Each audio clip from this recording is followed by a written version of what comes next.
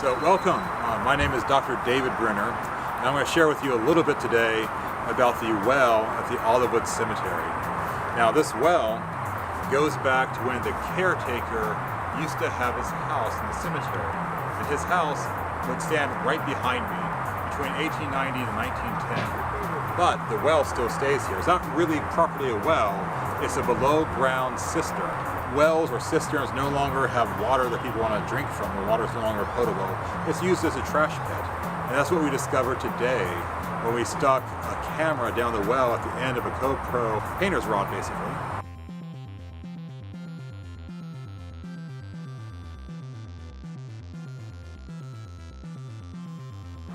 Is that we discovered that there's debris at the bottom of the well.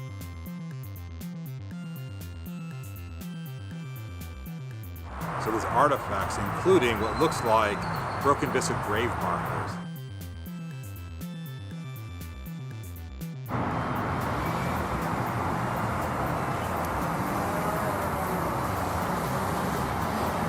We're updating the maps, the map sets that we have for Olivewood, and this is an automated process by which we, it's an application where we create a program by establishing the boundaries of the area we want to map.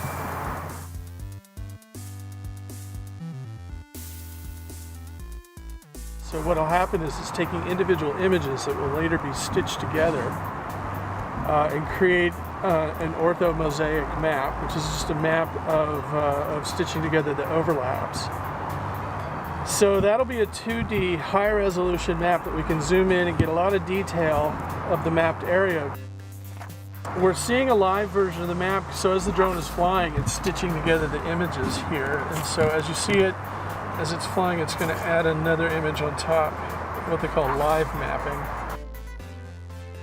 But another thing we discovered in the well is that there's soil in it. And this is really important because one of the things I want to do is send a soil sample from the well to an ethnobotanist, also known as an archaeobotanist or a paleontologist. These are all terms that means a person who is a specialist in analyzing seed pods and pollen and being able to tell you what plant they go to. And so this is a fascinating opportunity to find out the types of plants that were both native to this area and grew naturally, but also the types of plants that were placed on people's graves. We know, we look around the cemetery today and we see lilies on tops of graves, but what other plants were placed there, say in the 1920s and 1930s, are gone now? There might be evidence for those plants in the well in the form of pollen or seed pods or other particulates from the plants, phytoliths of some sort. Using the science of photogrammetry, we can also create three-dimensional models of the mapped area. And that kind of 3D elevation modeling will be used to engineer a solution to mitigate some of the erosion and stabilize the south end of the Buffalo Bayou. It's a contribution that the Center for Geosciences is making to the anthropology program. And so that's one of the things I want to do with the remains from this well. Also, even though there's about this much in terms of artifacts at the bottom of the well, we don't know everything that's in there. Perhaps towards the bottom of the well, there's artifacts that accidentally fell on people's pockets when they were leaning over that are right at the very bottom of the well.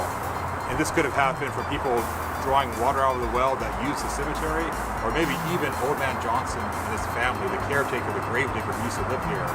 And it wasn't just him, it was his family that lived here and used this well.